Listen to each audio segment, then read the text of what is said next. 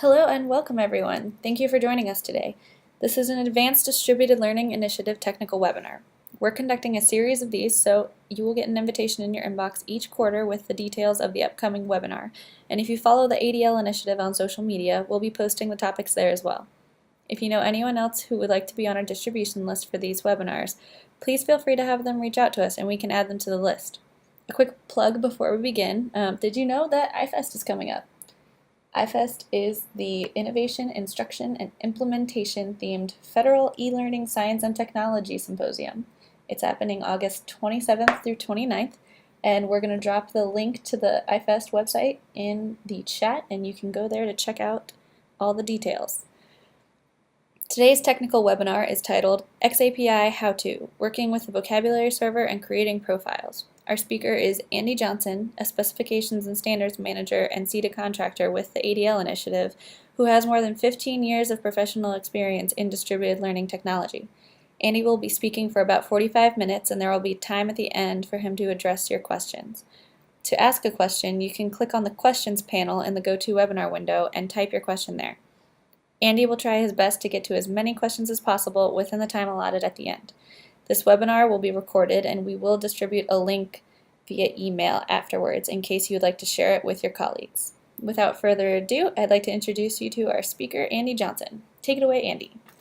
All right, thanks, Liz. I'm going to go ahead and get started because there's a lot that I want to cover today, and I do want to try to leave time for questions. So I'm going to just jump right in and skip any formalities of introducing myself because Liz is already taking care of it. So why are you here? I thought of 5 reasons, and here's the top 5 I could come up with, and they're kind of on a sliding scale. And number 5, your boss signed you up and you really didn't have a choice in the matter. Number 4, you've heard a buzzword like CMI5, SCORM profile, or video profile, and you wanted to really see what that was about. Number 3, you've been told to implement the Experience API and are beginning to realize it isn't quite as simple as just populating a table or looking up something and typing something on in a form. Number 2, you really get it when it comes to XAPI, but you want to be sure that you're following best practices when creating statements and vocabularies and really designing a learning experience that you want to have tracked. And number 1, you and or your group have developed guidance on a topical area and want to share it with the larger community so everyone in that area can implement it as a best practice. Hashtag unicorns, gumdrops, rainbows, fluffy kitties. Ideally, that's if you're that type of person, thank you for joining, because that's hopefully what we can all get to someday, is really trying to recognize our topical expertise, provide guidance to those who are implementing. Now, before we get too far, just to make sure everybody's kind of on the same page of what we're going to do today, prerequisite to getting the full value out of this webinar is understanding XAPI. Now, I don't mean that to be you have to understand what every single call is. You don't have to understand the ins and outs of JSON structures and vocabularies. You don't have to be an instructional designer, but you should conceptually get XAPI from at least when we talk about actors, verbs, activities, things like context and results. And even if you don't, hopefully we can drop enough breadcrumbs along the way that you could figure out through some context where we are and what we're talking about. So in other words, this is not an XAPI 101 session, but there's a lot of cool stuff we're going to hopefully get to.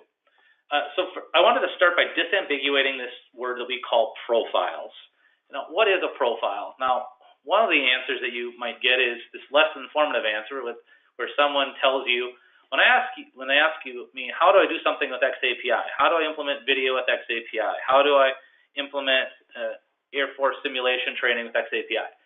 Somebody just might tell you a profile, and then that's a lot of times that's how the conversation ends. But really, when we start talking about profiles, it's on another level. It's specific requirements that go beyond the base XAPI requirements and provide the means to comply with expertise in a specific topic area. And on another level deeper, you can follow a profile in one of 2 ways: either strict technical language that you might find, similar to lawyer speak. You have musts and shalls and shoulds. That's what makes up technical specifications that things like xAPI do, and profiles accordingly would also do that. Or there's also this notion of supporting the intentions of what we call a community of practice.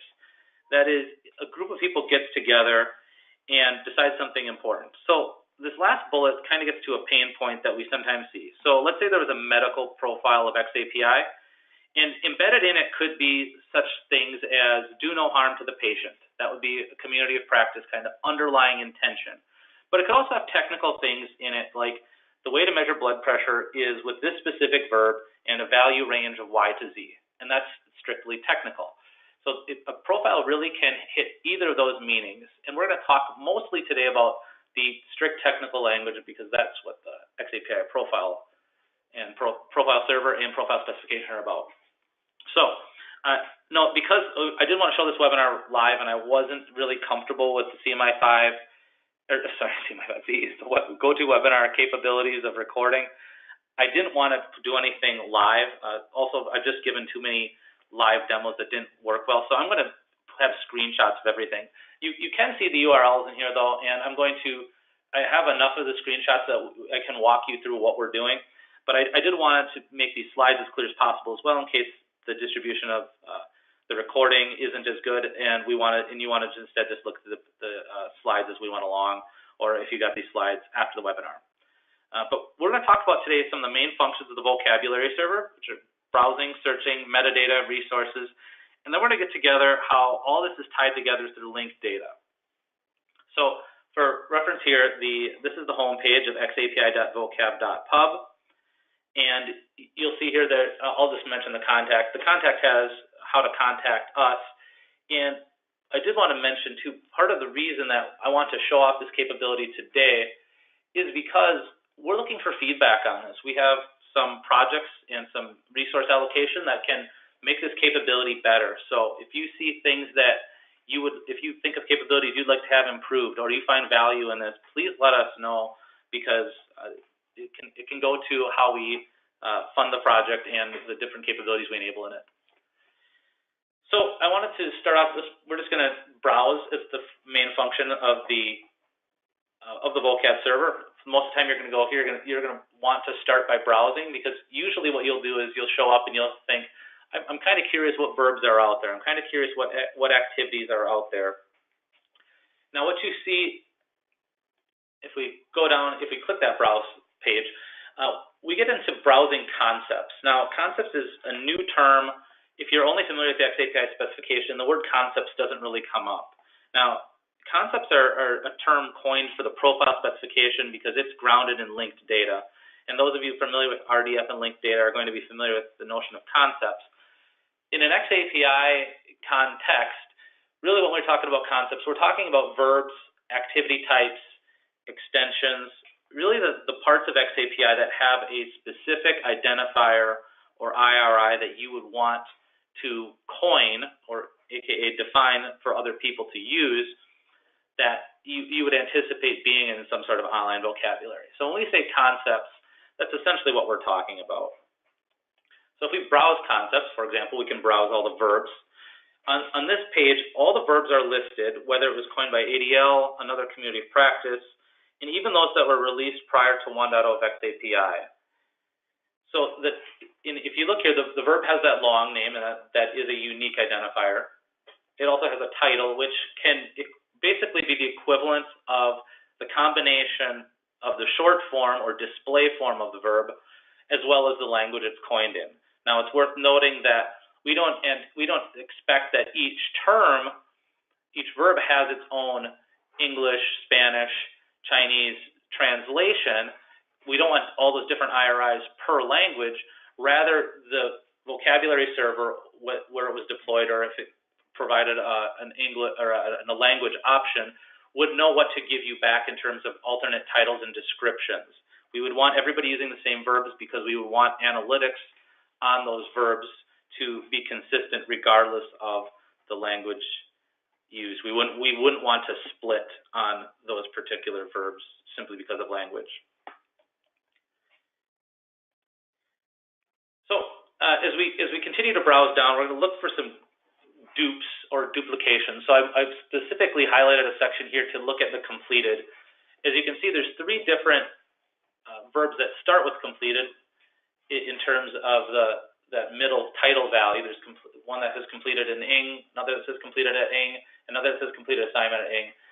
And when we talk about coining verbs, we want to be careful that we don't necessarily go too far out of our way to define a lot of different verbs that have the same tokens. Now, these are unique, so all these can peacefully coexist, but we do want to be careful about coining them. So, for example, the DoD ISD profile, this goes beyond the traditional definition of what we think of in traditional e-learning of completed, which is the second definition, which just says indicates the actor finished or concluded the activity normally.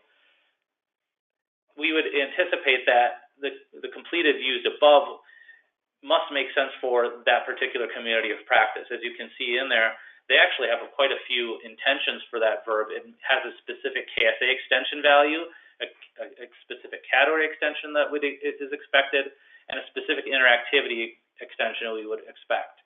So as a recommendation for me, I would say that would be an example of a term that I would hope would be recoined simply to not cause conflict with a completed verb that already exists. They are certainly in their right to do that as a community of practice, to coin a verb that means the same thing, that uses the same token that does not mean the same thing. But these are the types of things that kind of can pop up, and we can see as we browse the vocab server that we can find these duplications easier with the way that it's currently set up. I then want to start talking about activity types. Now, activity types are not activities themselves. They are not deployment of activities. So, for example, if you deployed a course, this isn't Biology 101, nor is it Biology 101 Session 1. When we talk about an activity type, we talk about specific things like a course, like an assessment, like an attempt, different constructs that exist within xAPI that you might want to define. An activity has a strong coupling with verbs that are allowed within that activity and results that are expected as well. There's really kind of an alliance between activity types and then the rest of the values, where activity types act like a bucket or a world where things are allowed or not allowed within a certain community of practice. As you can see, in these activity types, we have everything from objectives to pages to paragraphs. Really, you can define any sort of activity you want as long as it's activity type that you want, as long as it has a greater meaning associated with it. It's not as strict as verbs, for example. I mean, really, if you wanted to coin your absolute own activity type that you don't want anybody else to touch, that would be fine, because these types of things can be diverse. I wanted to also talk about extensions, and I want to provide some clarity to extensions. There are three kinds of extensions in xAPI. There's those that extend activities, those that extend context, and those that extend results. However, all three of these buckets share the same identifiers. And one of the best use cases I've heard for this is an example of GPS. Now, if you were doing some sort of orienteering activity or targeting with a missile or something like that, GPS would be the result of perhaps where that object landed. Heck, if you hit a baseball, where did it land? GPS. But we can also see the scenarios where it could be contextual, where I might just be out in a virtual world picking up objects, I suppose GPS, or the real world picking up objects, let's say on a nature hike or something, and I want to document where I'm finding things. That result for, let's say, a found verb, I found an acorn, I might not necessarily have a GPS as a result, but it might be useful contextually to figure out where I am. We don't anticipate that everybody has results of GPS for everything, but there might be situations where people are using that as valuable context. Now, what we don't want to have happen is when those communities that decide, or those people that decide, hey, my verb that I'm tracking the results of a GPS might have a correlation to you walking the field and contextually the GPS that's there. We don't want those identifiers to miss each other. So extensions all should have the same identifiers so that we can enable better analytics when these unintentional or after the fact queries are thought of to generate learning analytics and data visualizations. Now, I'm going to talk about each of the three types of extensions because I wanted to provide some disambiguation between them. So the first set of extensions, and honestly the least used, is activities. And this is because extensions and activities are basically metadata that occurs within the statement.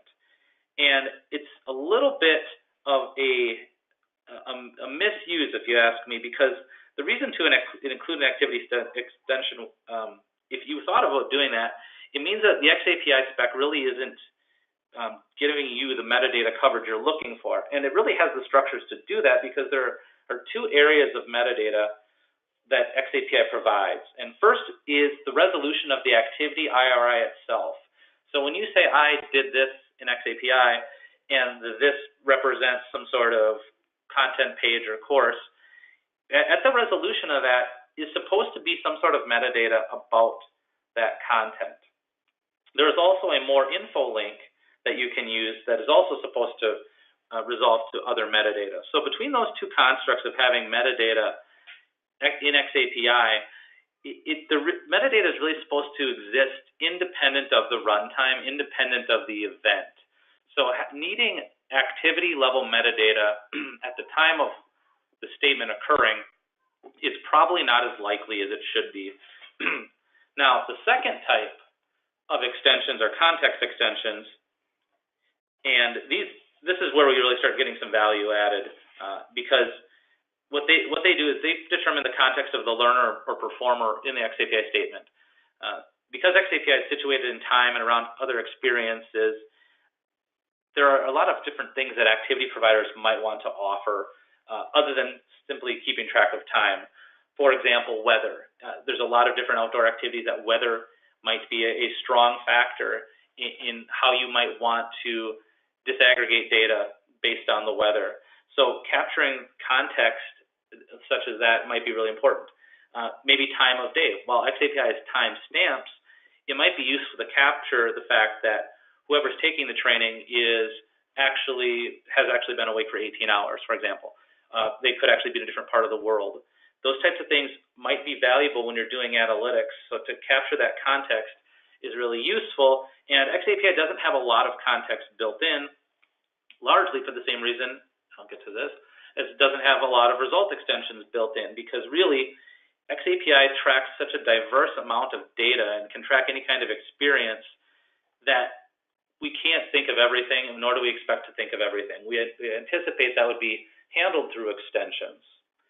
Now, when we talk about result extensions, we really have to get to what are results. And results are that evidence that exists when xAPI tracks an experience. A lot of times when we choose a specific verb, we have some sort of numeric value in mind of something measurable.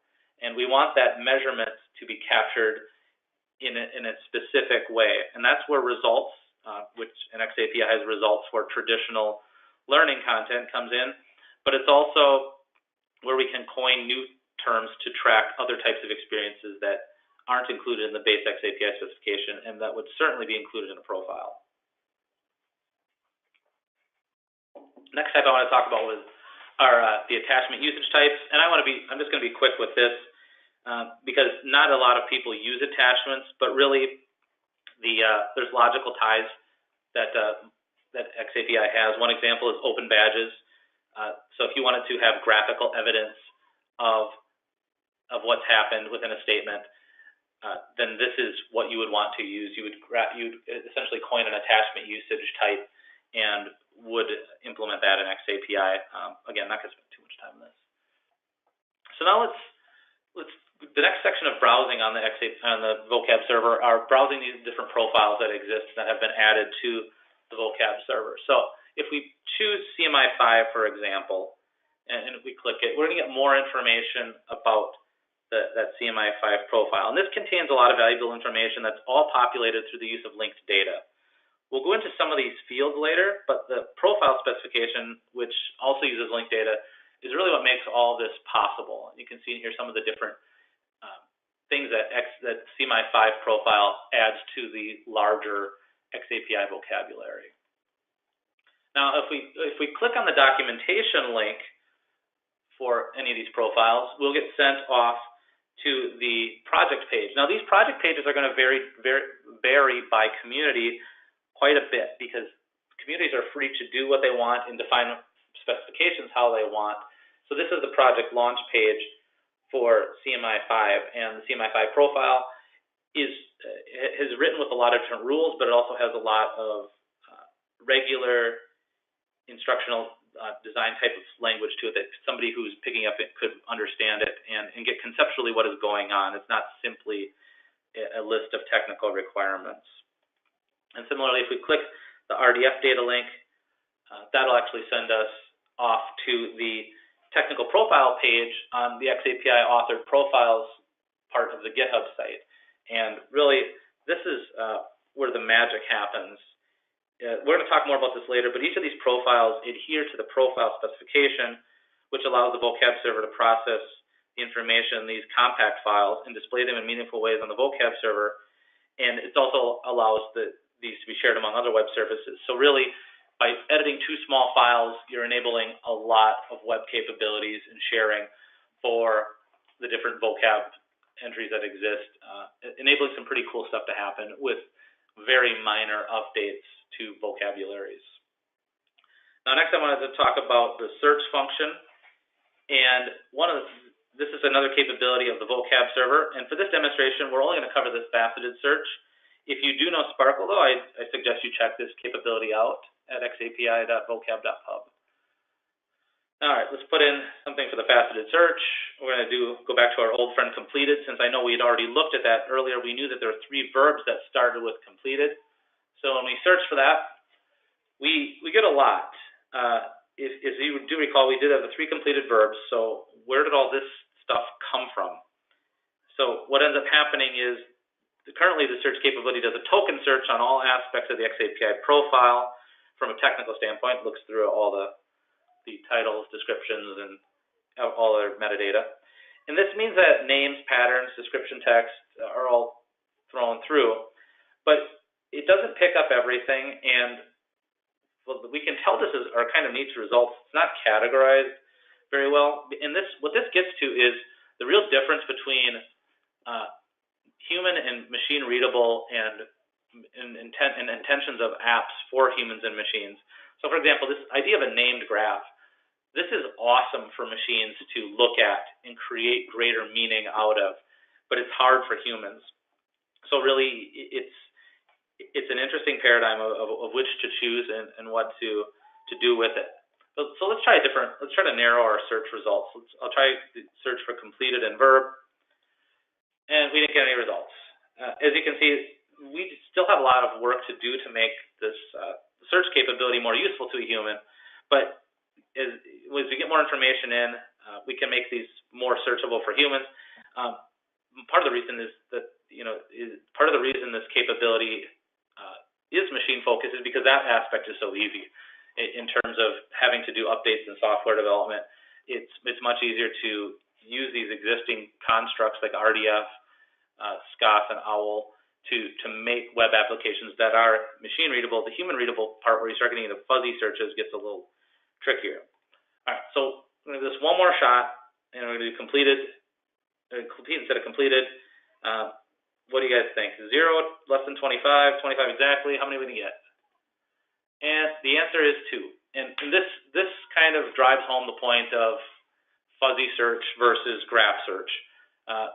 Complete and completed are different tokens, but we as humans would really hope that these would behave similarly. So this is one area I could see the profile server needing improvement. But I did want to show that part off just because I think we have ways to go, but I want you guys to see it, and hopefully you agree as well that we can spend some resources to help make that better, and that you guys have use cases that would be enabled by that.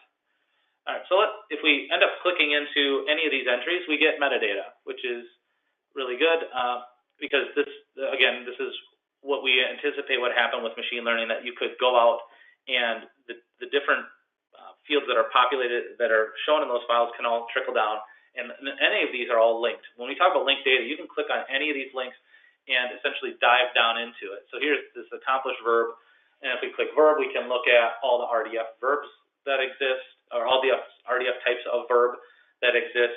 And I mean, really, you can click all the way down, and all these things are cross-linked. And it's not like somebody had to sit down and program 200 web pages. It just makes it that easy to use linked data to create web infrastructure. Now, I did want to talk about curation, because some of the things that when we talk about a vocab server, there are some responsibilities that need to be done, and there's some processes that need to be done. So just as a museum curator is responsible for the exhibits in a museum, curation of the vocabulary server is necessary to make sure that it's relevant and really optimized for use. It needs to be pruned down, and some certain capabilities or some certain terms might go out of style, might get versioned. So some of these responsibilities will need to happen. Sometimes we might have a curator that decides something, there's certain communities of practice should be included in this profile server, and some that shouldn't.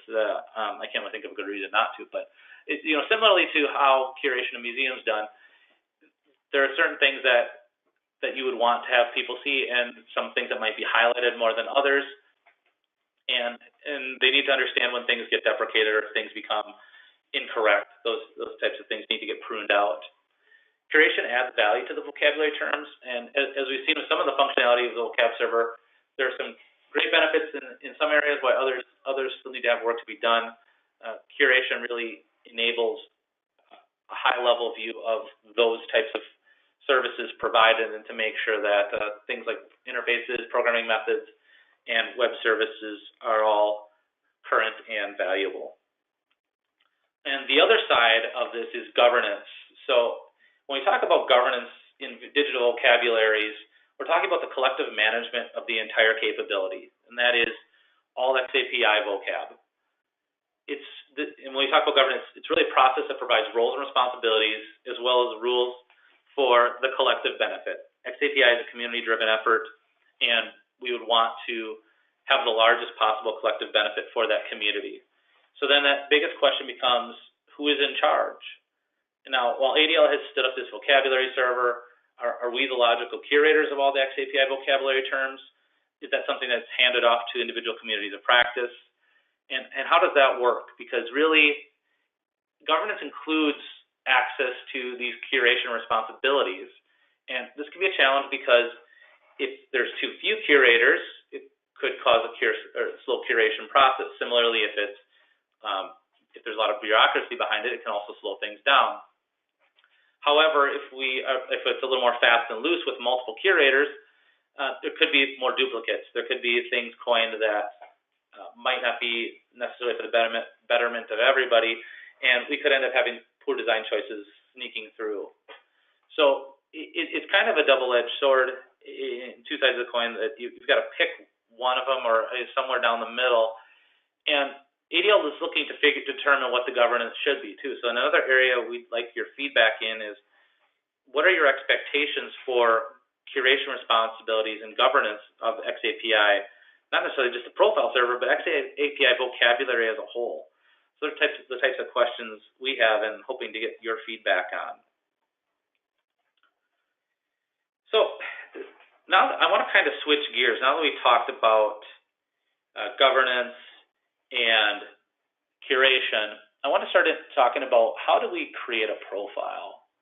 And do you really need a profile? So it starts with designing and understanding the data that you're capturing.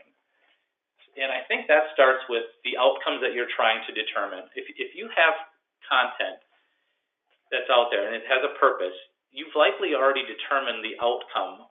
But if you're going to track, you really need to know what those outcomes are, because you're going to have to determine what you want to track. Now, you might not necessarily need to know the specific things that you want to track to get outcomes on. Those might come later. Those might have some surprises, but you should have an idea of what you're trying to do.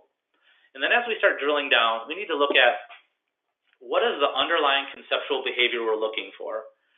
So, for example, if I'm in a virtual world, I could be clicking on things all over the place, but that doesn't mean I want to use the verb clicked a million times. I want to understand, what is that performer in the virtual world doing when they click an object? Do they intend to pick it up? Do they intend to activate a lever? What is the intention of that user? And then also to build on complex behaviors. Let's say they click an object, but they click like 3 objects in a row. The intention isn't necessarily to do 3 clicks or even those 3 particular tasks. Those might roll up into some sort of maintenance task or procedure that needs to be done that you can identify conceptually because of that behavior. And then we want to be able to track that. So you need to understand what is that underlying conceptual behavior, not just the action. And then which activities can it take place in? As we talked about activity types before, activities themselves act as buckets of information where only certain statements will make sense. And then to bring it back to that clicking concept, what type of event can track it within the activity? So not just, when I talked about the different things you can click might not be the right verb, but it is the right type of web event. Mouse clicks, mouse overs, typing, using biometrics, those types of things can all act as events that can initiate these statement generation to happen and allows you to track within an activity. Then next, what is actually measured? When we talk about, as we talked about before, if you want evidence of performance or learning, then you need to decide what you're going to measure and accurately do that and determine that from the start, because if you end up not measuring from the start, it's going to end up biting you later that you didn't decide that there was something worth measuring, and then of course having the instrumentation to do that. In a similar vein, what types of contexts are important to understand about this behavior?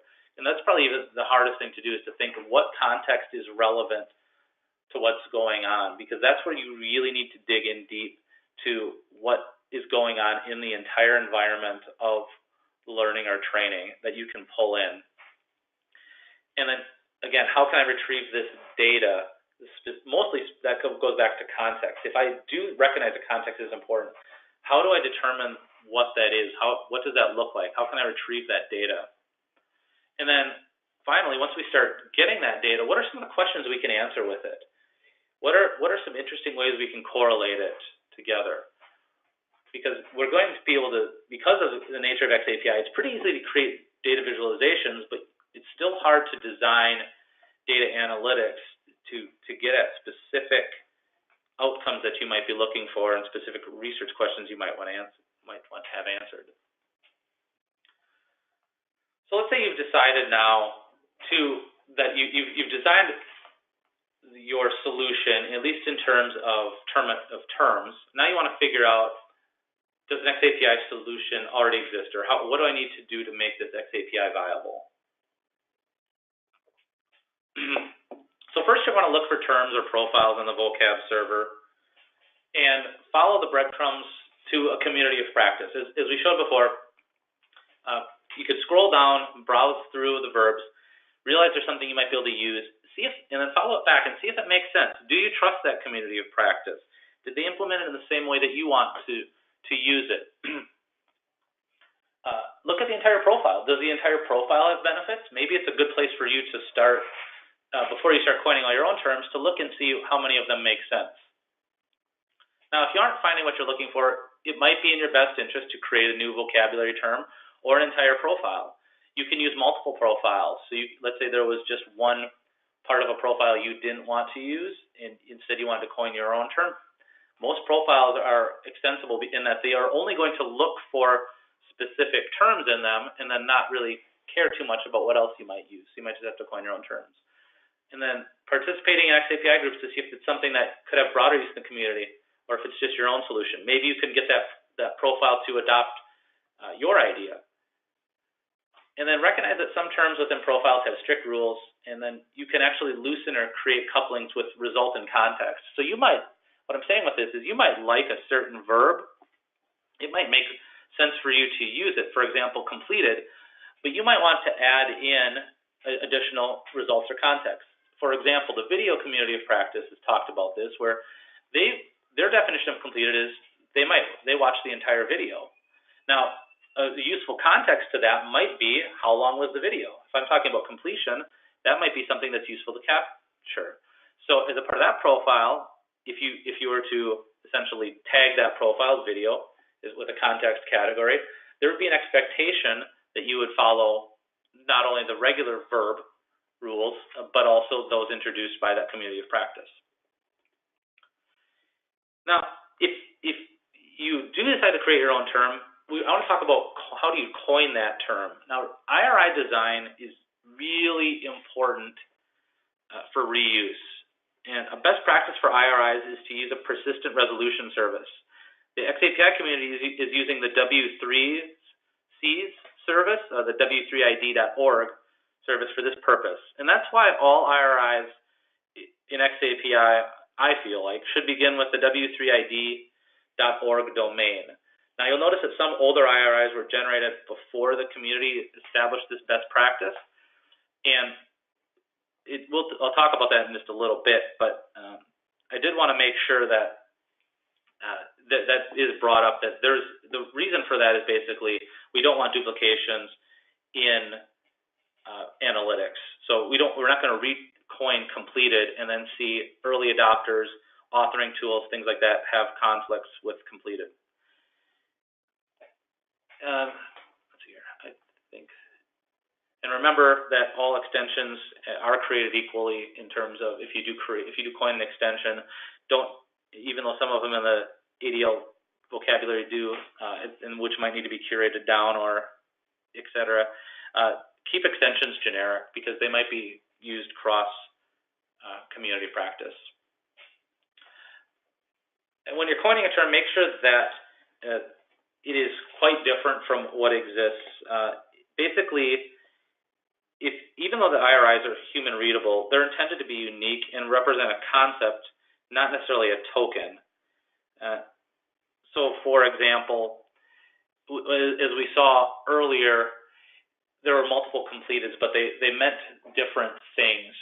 There's also other verbs in there that there was intention. You could tell that the authors intentionally created synonyms just to differentiate the token that was used. But really, unless that token's tied to a specific behavior, it's not as useful. So if it really is just a way to disambiguate, I'd rather see a one added to the end of it than possibly conflicting with other definitions of the verb, just to retokenize it, because it's not intended to. We don't want multiple verbs that mean different things, and we don't want synonyms to just exist for the sake of synonyms. So, sorry, I'm kind of off on a little tangent there. The third bullet here, though, I wanted to talk about quickly because I am running out of time, and I want to make sure I get through some of this other good stuff in here. Combining a term with a profile for best results. So, and this really is awesome. When you talk about combining a verb, for example, with a vocabulary, such as CMI5, you really do create these great opportunities for base xAPI searching and statement retrieval to work well. One of the biggest benefits of xAPI's built-in search capability is the notion of the context category, which is what profiles leverage to distinguish themselves from other statements. So, for example, if I wanted all CMI5 statements, all I have to do is, as a part of my search within an LRS, is to set the context category to CMI5, and I can get all the statements. So I can search for all completed statements in CMI5 and get what I'm looking for. I could also search for all completed statements and see if there were outliers, but this ability to drill down within a profile really empowers profiles to do good things. You can also list multiple context categories. So let's say there was a logical intersection in your solution of two profiles that are to be used. You could search that intersection only if that's what you needed to find, even if you just implemented part of each. And this is really driven by creation of good metadata. All of these linked data principles are. So on the vocab server, we want to enable semantic interoperability, and metadata has been important, since the web's invented. But I wanted to bring that up just because it's going to as we transition next into looking deeper into the profile specification, metadata is going to become more important. So this is the xAPI specification page, and I want to just I'm going to skip that part, but I wanted to talk about the xAPI profile specification, specifically about JSON LD. JSON LD is an upgrade to JSON, which xAPI uses, and really it's a specific kind of JSON. JSON LD is. It works with JSON. But it is also a syntax for RDF, which makes the resulting profile actually a set of triples, subject, predicate, object triples to be exact when we talk about this profile specification. So what this makes is a semantic data set of relationships that exist across the web, and it really allows a lot of cool capabilities. We can manage entire vocabulary infrastructure, relationships, versioning, push-pull, notifications, semantics, and all these web-enabled services through, just like I said before, editing of these few files. Now, I want to talk about, again, going back to concepts. There's three areas of the xAPI profile specification that are important. And the first is concepts. The concepts basically take xAPI properties and turn them into a little bit more. And defining concepts in the profile servers allows for easy revision of these properties regardless of the profile that they're in. And concepts are intended to only be in one profile. So concepts are really, what are you bringing, if you're defining a profile, what are you bringing new to the party? Because different areas of the profile specification in these web-enabled technologies are going to be able to crawl across all the profiles and figure out what these relationships are. And these concepts really help drive that, because you can define relationships between them, broader, exact match, etc. If you're creating synonyms across profiles, if you're creating a hierarchy, those types of things can really enable some of these web services to pop. For extensions, you're going to want to have a description of recommended verbs and activities. So this is why metadata is important. So if you're out there defining concepts and there's a certain way your community wants things used, you have to specify it in the metadata. Activities allow the inclusion of typical metadata like name and description, but again, you want to include these as concepts in your profile. Now, the most important part, in my opinion, of these profiles that fall under the xAPI profile specification are the statement templates. And really, these describe what the statements following a profile look like. And there's really two parts to these statement templates: the template and then there's rules. And the rules determine which values, inclusions and exclusions, or which values are allowed, and then whether or not you are supposed to include it and exclude it for statements. So for example, if I have a past verb, I would say I have to include a score. And if I did include a score, I'd expect that raw score to be between 0 and 100. Those types of behaviors can be templated off within a profile so that once you look at the output of that profile, so when we talked about searching CMI5 data, the way that the profile server or profile specification would work is I'm going to define a profile, I'm going to search for all the profile terms, and then I'm going to see if that profile is followed in that output. And that's really where validation can occur and value add is added. And it revolves around these statement templates. Statement templates are also useful because this is the only part in the profile where you're going to be pulling in things from all other profiles. The concepts part has to be a little bit, it should be self-contained to be valuable, but here's where you pull in all the rules regardless of the profile that you want enacted as a developer of that particular profile.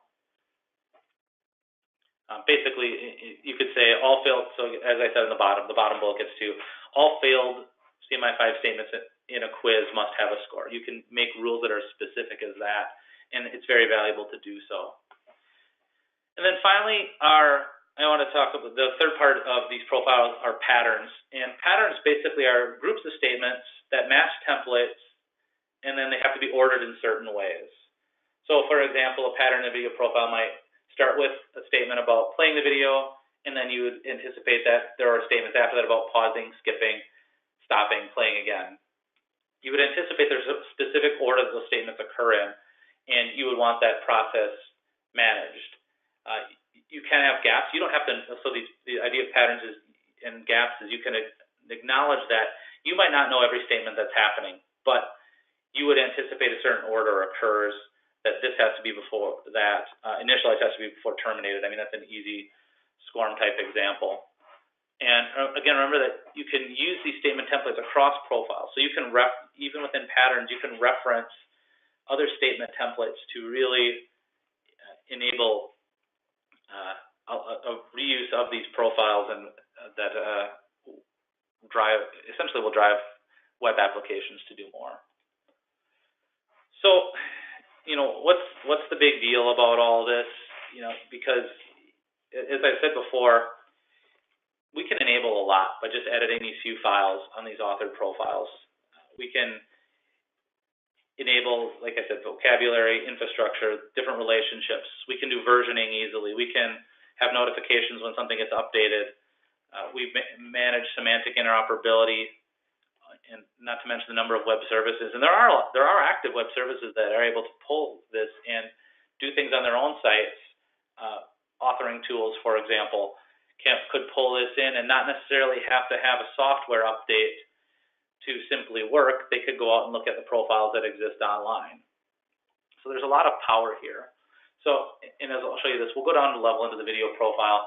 There are different versions here, and this versioning really helps because you can reach back to any other version. You can see what they're doing and not have to worry so much if something does change, because all these previous versions are linked to within linked data. So complete history is always available no matter what version you're using. Now I want to do a quick look under the hood. So we're going to talk about technical requirements around a profile that can be used by the ADL vocabulary server, and it really starts with that profile specification. And that profile specification was developed as a part of ADL research, so it itself is still research. We're still vetting it. So if it is something that works for you, fantastic. We probably won't know as much until more of the profile groups continue to implement it and look at their profiles. A lot of those profiles that you saw on the previous page were created out of interpretations of those profiles and didn't necessarily have as much involvement from the community of practice. So for example, the CMI5 group is going through their profile that was created, and we're finding a few things that vary slightly from the specification. So it is important for you guys to go in there and vet it to make sure it makes sense to you, because it's possible that we have mistakes in there. Anyways, the GitHub process really makes a lot of this work really well. This is an Atom text editor that is synced with our GitHub folders, and you can use GitHub on the web or bring it locally with the app, or you even use command line. And then if you want to make an update, all you'd essentially do is fork this repository and submit a pull request to ADL. So for example here, the video profile is versioning to version 102. Pull request is made, sends off, and then it's quite simple from there. And it's basically just we have to log in and add that particular file to our web capability, and then off it goes. And I wanted to show a little bit too of how this when I talk about W3 IDs, I wanted to show how that really works. So what happens is, through a single htaccess file that's controlled by W3C, all the redirects from their site and their Apache server go to the rules that are in that particular file. And really what happens is then all the IRIs are rewritten and redirected to the xapi.vocab server at the exact right place. And this is really cool because the structure that we have put out there of beginning with W3 ID and essentially going 3 levels deep into concept, schema, to go into concept and schema, the tag of the profile, then concept, then schema, will allow any term that's coined to be rewritten. So the W3 ID, it's not like we have to go to W3 ID and keep registering terms over and over. When we coin a new term, the curation of this is done simply by this process. We coin it, it's added to any profile, and they redirect correctly. And this is just some of the power of the semantic web allowing this to happen. So, and then to get the vocab server to work with all this, there's a process, and this is kind of the last technical slide I'm going to show on this. just in case some of you are interested. And basically, the files have to be rewritten from JSON LD, which is the profile specifications format, to Turtle, TTL. And there are some online tools that do this, and if you can't tell the difference, that's okay. But basically, our video, this is the video profile rewritten in Turtle, and then it goes. We feed this to the backend, the vocabulary server, and it's able to then populate all the vocab entries. And there's a lot of online tools for doing this stuff easily, such as RDF Distiller to create it and JSON lint to validate it. So even though this looks complicated, there are tools that make it pretty easy. And then I wanted to go back just for the last little bit we have to the vocab server. We didn't talk about resources yet here, and just wanted to kind of go into that really quick. There's not a lot there. I shouldn't say there's not a lot there. I've covered a lot of what is there. That's probably a better way to say it. And this has more of the technical stuff. So if you want to get technical, this is really where you want to go. There's good but not great documentation here. Again, looking for areas to improve. But there are links to tools that do make this process easy. And a lot of the guidance that was in this presentation is here. I would like to expand on this section. And then finally, our goal is to make all of this easier. We don't want this to be complicated. There's some ways that you can get involved. You can provide feedback on this vocabulary server or the different terms within it. As we begin the curation process, that's going to be important. But what are you looking for out of the vocab server? You can send that to me. I can forward it on to the relevant research efforts that we have going on through other performers, and then and make sure that gets to them, because they are collecting requirements. In addition, you can join or create a profile working group. If there's a use case that you have or a series of you have, join a group. They meet pretty ad hoc. I'm willing to help facilitate, help coordinate. That's something that I've done in the past and continue to do with some of these other active groups. Feel free to provide ideas or feedback about the existing profiles. So that XAPI authored profiles page is out there that has all the different profiles. Feel free to open an issue on GitHub. Let us know what's working, what doesn't. Let us know if we made a mistake in the profile. Quick sidebar, these slides will be available, so don't scramble to write down links. They'll be distributed, so I should have said at the beginning. That's my fault. You can read and post on our Google group. We have a group out there that has a great community that responds to help requests and academic and industry type questions, in computer practice type questions. You can give us feedback on our profile specification itself. So if you really want to go next level and not necessarily tackle a specific profile, you can look at the profile specification. Does this structure of concept, statement templates, and patterns work for you? Let us know if there's something in there that we need to add or take out, or etc. And then the last two is just other ways to reach out to me and things I'm interested in. Let me know of XAPI case studies or use cases for a profile. Let's say you don't have the time to put in the entire effort, but there is a use case that you see XAPI being really useful for, and you've done the design work on it. Let's say you've thought about what are the outcomes, what are the different things I'd want to track. That's a very interesting use case, and we could maybe meet up to determine if that can be taken to the next level by another set of technical people who are interested. Or you can just reach out to me if you want help discovering relevant groups and efforts. I'm very comfortable coordinating these activities, and as I hear about them, matching you guys up to others to help coordinate those groups and get you guys moving, if that's what you want to do. There are other XAPI resources. I am over time by a decent amount, not too terrible, but I want to leave more time for questions. So again, these are all going to be distributed. A lot of resources out there to learn more about XAPI and the vocab server. So with that, I'm going to move into questions. So let me pop this out. So what I will do is I'll read the question, and then I'll provide an answer that's hopefully somewhat short. Okay, so could you provide another example of an activity extension? Why would I want to do that?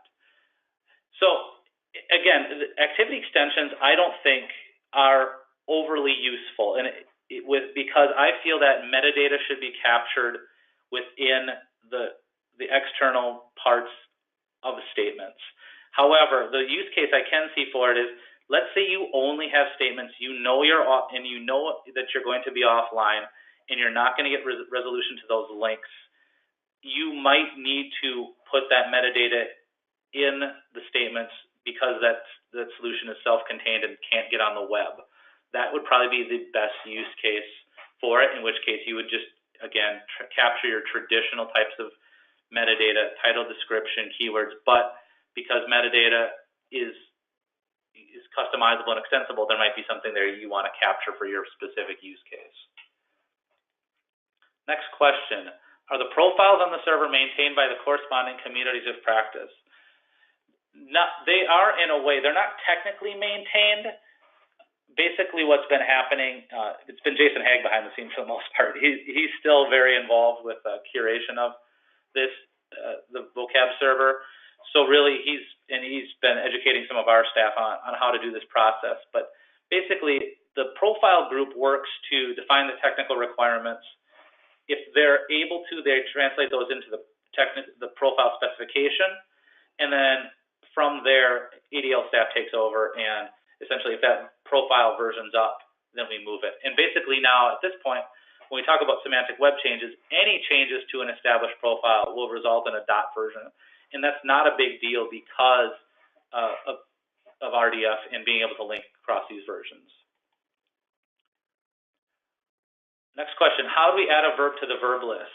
So here again is why I be careful about just introducing verbs for introducing verbs' sake. I would really recommend that you would have some sort of community of practice, get buy-in before you're going to use a verb.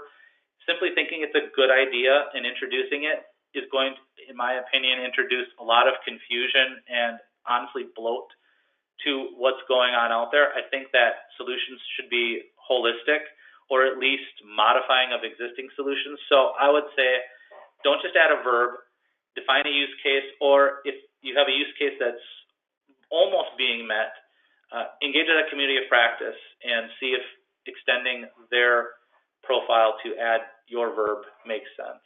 And again, it's just possible too that you might have such a niche solution that you're working on that it's not as useful to add a verb, and sometimes that's just the case, and that's fine. Next question: are you thinking there will be a thesaurus? So I'll answer this one really quick, and the next one has to do too with that's fine. I'll answer this question. So what we've tried to do is, for our definitions of verbs, we use Princeton's WordNet to disambiguate the tokens. So we try to find a token and a specific definition of that token that works in the English language from WordNet. Now, granted, that is using English, but the idea is to create tokens that have meanings that go, and not just using that token, but if WordNet has a specific URL that corresponds to it, we try to mimic that, grab that particular token, and use that, and use WordNet to disambiguate. Because I can definitely tell you that ADL we're not a bunch of language experts, so we've been relying on that WordNet capability to do those types of things. All right, next question.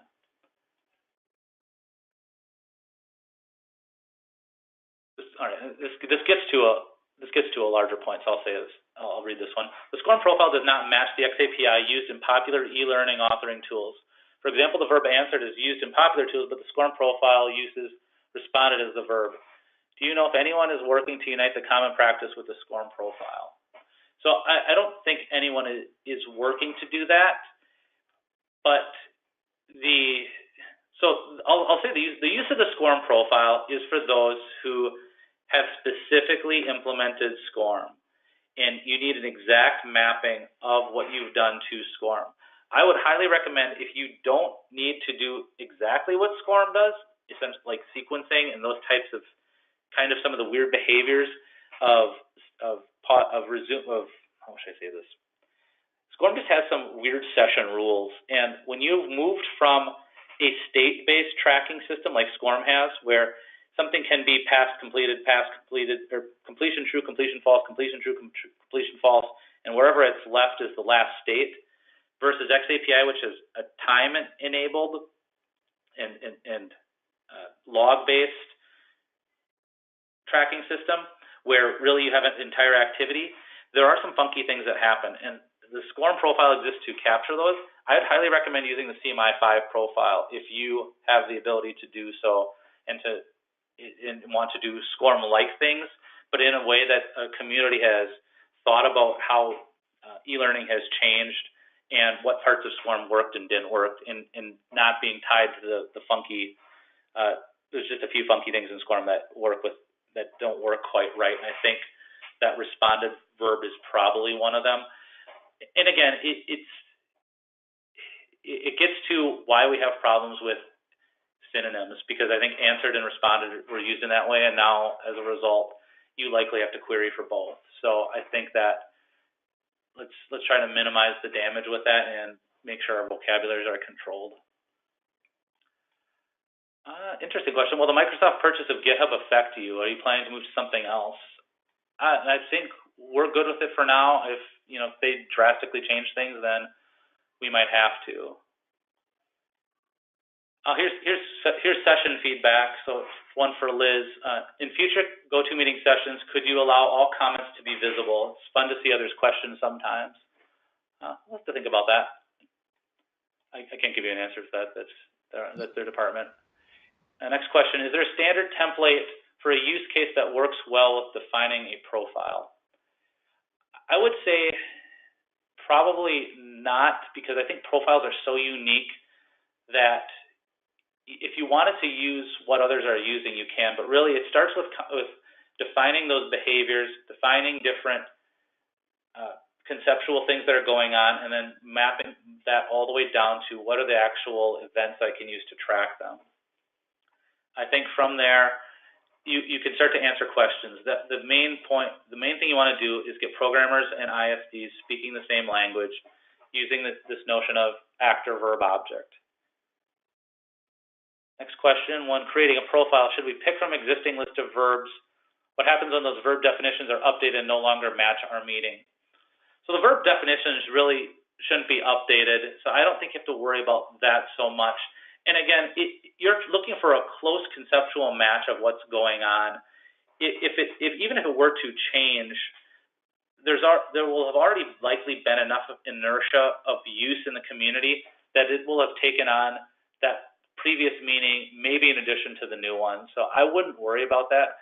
The main thing is let's try to keep those tokens the same, so that when we do analysis on those statements, that we're not missing data.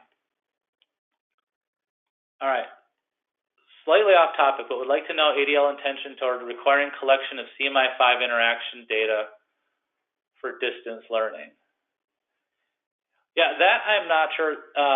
I'm just a contractor for ADL, so I can't really speak towards ADL intention, so that one would have to go up the chain. And Mitch, you know how it is with us, so I'm sure we can talk about that offline.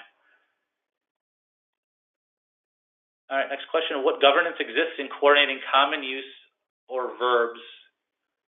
WTC, I'm not sure what that means. But right now, there is not a lot of governance. I would love to hear what people think about how our governance process should work. That's one of the main things I think we need feedback on is, what are your expectations of ADL in this process? How should we bring in different vocabulary terms? What are those processes? What are your expectations? Does ADL rule with an iron fist, or does ADL allow everything in that comes to the door? Somewhere in between? Would be very curious to know that.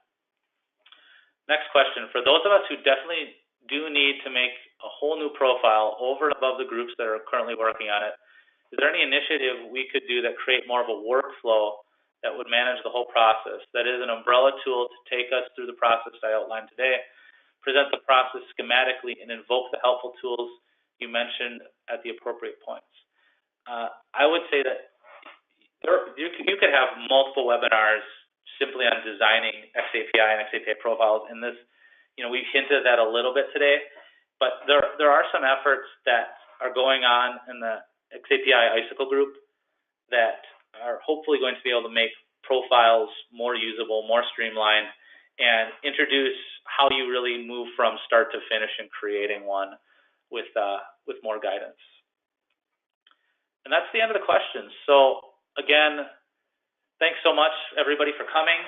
Thanks for staying till the end. I'm sorry I went over a little bit, but please give us feedback on the webinar, on the vocab server, on your expectations of governance and curation for us. We want to make this better for all of you. Again, thanks so much. Feel free to reach out to me anytime. Look for the slides. Thanks all. Talk to you soon. Bye.